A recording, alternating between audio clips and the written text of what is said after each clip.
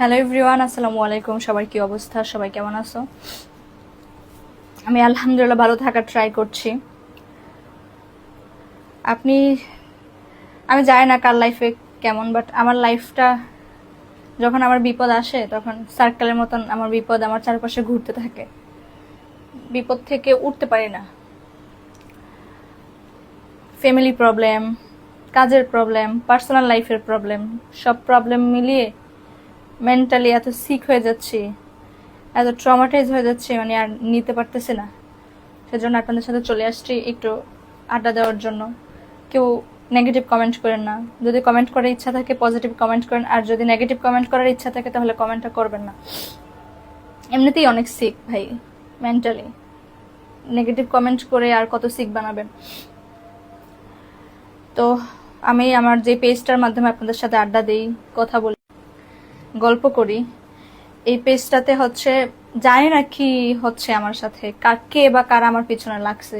যে ভিডিওটাই আপলোড দিচ্ছি ওই ভিডিওতেই মেটা ইস্যু দেখাচ্ছে। কি কারণে, কি প্রবলেম সেটাই বুঝতেছি না। সলিউশনটা খুঁজবো কিভাবে?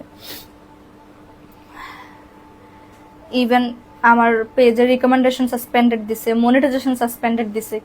কি কারণে সেটা আমি জানি না আসলে।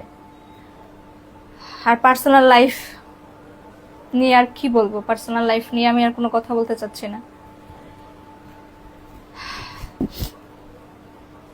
সব কিছু নিয়ে আমি টোটালি সিক।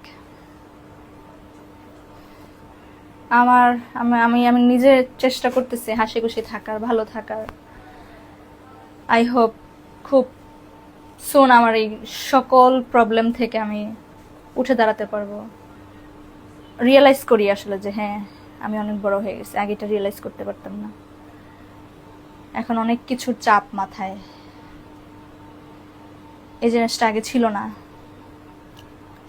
তো ইনশাল্লাহ সব কিছু কাটিয়ে আমি আবার আগের মতো হাসি খুশি। আসলে কি কি প্রবলেম হচ্ছে আমার সাথে আমি হয়তো আপনাদের সাথে শেয়ার করতে পারতেছি না। আমি এটা মনে করতেছি যে আমার থেকেও তো আরো অনেক মানুষ আছে যারা অনেক বেশি প্রবলেম ফেস করতেছে। তো আমার প্রবলেমটা তাদের কাছে তুচ্ছ হতেই পারে। তো এটা ভেবে ভেবে নিজেকে সান্ত্বনা দিচ্ছি। একটু কমেন্ট যদি করেন আমাকে, একটু ভালো কমেন্ট করেন, কারণ আমি আর নিতে পারবো না। না হলে মানে আমি এই প্রেশার আর নিতে পারবো না।